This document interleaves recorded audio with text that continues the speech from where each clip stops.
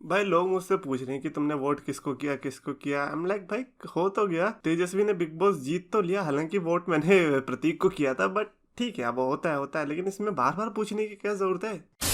तो yes my champions of the world, मैं उतरी DX चेतन एंड आज हम ऐसे लाइक WWE के रोड टू रेसलमेनिया के अलग ही डायरेक्शन चेंज करने वाली डिसीजंस पे नजर मारेंगे कि इस WWE की हिस्ट्री में ऐसे कौन से थे जब रेसलमेनिया तक आते आते कुछ अलग ही चीज देखने को मिल गई। आर्टिकल का लिंक डिस्क्रिप्शन में रहेगा, 2-3 चीजें छोड़ देंगे ताकि आप वहां पर जाकर देख सकते हो। So let's review some of these. शुरुआती रही, Charlotte Flair makes the first women's main event winner takes all 2019। I think ये मीम तो बहुत ही फेमस है। रिमेंबर दैट टाइम जब बेकी और रोंडा राउजी लड़ रहे होते हैं, but randomly out of nowhere Vince McMahon comes and says Charlotte Flair, and Charlotte Flair already WrestleMania main event में पहुंच गई। मतलब उस पॉइंट पर था कि देखो बेकी और रोंडा भले ही ना पहुंचे रेसलमेनिया मेन इवेंट में, बट शार्लेट तो जा रही है। अब भले ही अकेले वो किसी से भी लड़ ले, but Charlotte is main eventing the WrestleMania. And मेरे को ऐसा लगता है कि बेकी वर्सेस रोंडा से अच्छा ट्रिपल थ्रेट है। देखो मेरे को पता नहीं क्यों अंदर से ऐसी फीलिंग आती है कि रेसलमेनिया इतना बड़ा इवेंट है, तो उतने बड़े में सिंगल्स मैच से क्या होगा। अनटिल वो बहुत ही बड़ा सिंगल्स मैच है, like John Cena versus rock या फिर अंडरटेकर वर्सेस माइकल्स टाइप। उसके अलावा तो मेरे को लगता है कि रेसलमेनिया जैसे इवेंट में ट्रिपल थ्रेट या फेटल 4 वेज हो तो ज्यादा अच्छा रहता है। और बेकी वर्सेस रोंडा मुझे लगता है कि शायद उतना अच्छा नहीं हो पाता, और पहली बार था वुमेन्स मेन इवेंट कर रहे थे, तो शार्लेट को डालना मेरे हिसाब से अच्छा एडिशन था। बट हाँ, ये है कि उनका हेलीकॉप्टर का खर्चा बढ़ गया होगा, कह रहे होंगे यार ये हेलीकॉप्टर में क्यों आ रही है। सो एटलीस्ट इसका किसी ने एक्सपेक्ट नहीं किया था कि ऐसा भी कुछ हो सकता है। अगला आया रेसलमेनिया 22 की रोड से, जब हमें देखने को मिला कि रैंडी ओर्टन घुसते हैं Rey Mysterio versus Kurt Angle के मैच में। रे मिस्टीरियो जिन्होंने रॉयल रंबल जीती थी, एंड वी न्यू कि चलो ये तो बंदा मेन इवेंट में जा रहा है, रेसलमेनिया के मेन इवेंट में ना जाए लेकिन चैंपियनशिप तो मिल ही जा रही है। तो ऐसे हुआ क्या, बीच में रैंडी ओर्टन, रे मिस्टीरियो और कर्ट एंगल, ऐसा लगा कि अब ये ट्रिपल थ्रेट हो जाएगा, क्योंकि नो वे आउट के दौरान रैंडी ओर्टन ने रे मिस्टीरियो को हराया, जिसके चलते वो रेसलमेनिया 22 में पहुंच गए। एंड अल्टीमेटली रे मिस्टीरियो भी उस मैच के अंदर ही गए, तो लाइक हमें भी लाइक रेसलमेनिया 35 की तरह यहाँ पर भी ट्रिपल थ्रेट ही देखने को मिला। एंड अब अगर मैं लुक बैक करता हूँ तो मेरे को पता चलता है कि हाँ ठीक है, WWE को भरोसा नहीं था कि लाइक रे मिस्टीरियो और कर्ट एंगल के बलबूते पे हम टिकट्स बिकवा पाएंगे उतनी, तो इसलिए हम उसमें रैंडी ओर्टन को भी इन्वॉल्व कर देते हैं। इनका ये सिंपल फंडा है, अगर उनको लगता है दोनों स्टार में से कोई एक भी स्टार ऐसा है जिसकी स्टार पावर थोड़ी सी भी कम है, या ऐसा सिर्फ उन्हें भले ही लगता भी होगा, तो भी वो ट्रिपल थ्रेट या फेटल 4 वे में शिफ्ट हो जाते हैं। ऐसा केस हमें यहाँ पर देखने को मिला। एंड पर्सनली सेइंग कि हाँ भैया मेड सेंस, स्पेशली जब रैंडी ओर्टन ने रॉयल रंबल में he was the last guy जिसको रे मिस्टीरियो ने एलिमिनेट किया था टू विन द रंबल। मेरे हिसाब से मैच अच्छा ही बना था। अगला है Brock Lesnar makes it champion versus champion eight WrestleMania 38। ओए होए होए, ये तो बिल्कुल अभी की बात कर दी इन लोगों ने। मुझे नहीं लगता कि इसके बारे में हमें ज़्यादा बात करने की ज़रूरत है, क्योंकि इसके बारे में तो हम बहुत ही ज़्यादा बात कर चुके हैं, अलग अलग वीडियोस बन चुकी है, तो इसीलिए इसको हम स्किप कर सकते हैं और सीधा बढ़ते हैं 2010 में, जब बटिस्टा स्टन्स जॉन सीना। ये एलिमिनेशन चेंबर की बात है।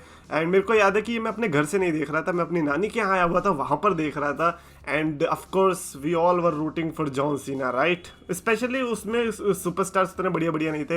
If I remember correctly, Triple H was the guy जिसको टैप आउट करवाया था जॉन सीना ने to win the championship.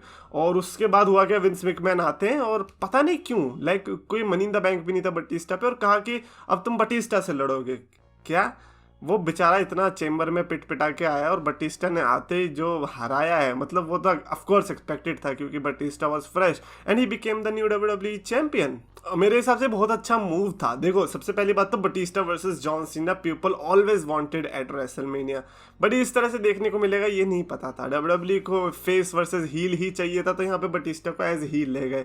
But मेरे को लगता है जो 2007, 8, 9 वाला जो टाइम, 9 भी चलो हटा दो, 2007, 8 वाला जो टाइम था, अगर उसी टाइम पे सीना वर्सेस बटिस्टा हो जाता तो शायद हमें ये रेसलमेनिया 26 का मैच ना देखने को मिलता। ये वाला मैच उतना खास नहीं था जो कि हम सीना वर्सेस बटिस्टा जैसे मैचअप से एक्सपेक्ट करते हैं। हाँ, पर इतना ही है कि मतलब इस आर्टिकल के हिसाब से of course nobody would have expected कि Batista versus John Cena WrestleMania में देखने को मिलेगा, कंसीडरिंग कि जो राइवलरीज हो रही थी उसके हिसाब से। तो या इट वाज ए शॉकर। अगला आया Chris Jericho captures the world heavyweight title 2010। अच्छा हाँ, वो उस रात की जो एलिमिनेशन चेंबर थी उसमें सिर्फ WWE चैंपियनशिप में शॉकर नहीं आया था जब बटिस्टा नहीं जीता था। वर्ल्ड हैवीवेट चैंपियनशिप में भी शॉकर आया था, क्योंकि लास्ट में कौन बचा था, अंडरटेकर एंड क्रिस जेरिको बचे थे, जिसमें शॉन माइकल जो चेम्बर का ढक्कन होता है उसे खोल के आते हैं और अंडरटेकर को स्विच इन म्यूजिक मार देते हैं, जिसके चलते क्रिस जेरिको वहां पर वर्ल्ड हैवीवेट चैंपियनशिप जीत जाते हैं।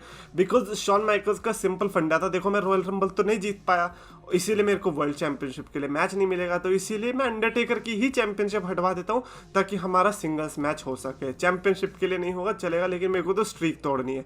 तो उस हिसाब से तो वो बहुत ही परफेक्ट था। मतलब समझ रहे हो भाई, मेरे को तो इंग्लिश उतनी आती भी नहीं थी समझ में, लेकिन फिर भी मेरे को स्टोरी जो समझ में आ रही थी ना, वो बताती है कि किस तरह से Undertaker versus Shawn Michaels was the greatest story of all time. But Jericho वाला शौक था, मेरे को लगता है कि मतलब पता नहीं क्यों जेरिको वर्सेस एज भी देखने को मिला, उससे भी उतना खास मजा नहीं आया। फिर जैक स्वैगर ने चैंपियनशिप जीती, मेरे को लगा कि वो फिर वहां पर जो वर्ल्ड चैंपियनशिप है वो कर्स्ड हो चुकी थी। तो ये अगर अंडरटेकर के ही पास वर्ल्ड चैंपियनशिप रहती तो शायद ज्यादा बढ़िया होता। Like that's my thinking at least. अगला है Eddie Guerrero conquers Brock for the WWE championship 2004। ये बात है ये भी नो वे आउट की बात है। अच्छा, मोस्ट ऑफ द थिंग वहीं से आएगी क्योंकि रेसलमेनिया से पहले वही पेपर रिव्यू होता था। तो बेसिकली लाइक पीपल न्यू कि हाँ भैया ब्रॉक लेसनर वर्सेस गोल्डबर्ग देखने को मिलेगा चैंपियनशिप के लिए। और जो 30 मैन का रंबल था ना, उसमें भी हमें कुछ ऐसा देखने को मिला कि गोल्डबर्ग को एलिमिनेट करने में मदद करी ब्रॉक लेसनर ने, और ऑफ कोर्स चैंपियनशिप मिलता, बट नहीं मिला। क्यों? क्योंकि एडी गुerrero ने यहीं पर चैंपियनशिप कैप्चर कर ली, जिसके चलते एडी गुerrero का मैच किसी और के साथ हुआ, किसी और मतलब Kurt Angle, Eddie Guerrero versus Kurt Angle देखने को मिला। लेकिन ब्रॉक लेसनर वर्सेस गोल्डबर्ग तो हुआ, बट वो चैंपियनशिप के लिए नहीं हुआ। उसमें सिर्फ स्पेशल गेस्ट रेफरी थे स्टोन कोल्ड स्टीव ऑस्टिन। तो या of course it was a shocker too. Like अगर आप वो मैच देखोगे तो आपको ऑडियंस के रिएक्शन से ही पता चल जाएगा कि वो कितना बड़ा शॉकर था। एंड फाइनली 2009 से आया जो एलिमिनेशन चेंबर मेरे दिल के बड़ा क्लोज है, क्योंकि एज हारते हुए दिखाई दिए थे भाई। उस टाइम पे तो भाई हमारा पूरा खानदान एज से हेट करता था। आई थिंक खानदान तो मैंने बहुत कम बोल दिया, हो सकता है कि पूरा देश पूरा संसार एज को हेट करता था। एक तो तुम जेफ हार्डी को पीट रहे हो, उसके पहले तुम अंडरटेकर को पीट के आए हो, और उसके पहले जॉन सीना को भी पीटा हुआ है। और इस चेंबर में जिस तरह से वो हारा था जेफ हार्डी से, स्टार्टिंग में मतलब कोई दूसरे का एंट्रेंट आया भी नहीं था, उसके पहले बंदा एलिमिनेट हो गया तो हंसी भी आई थी।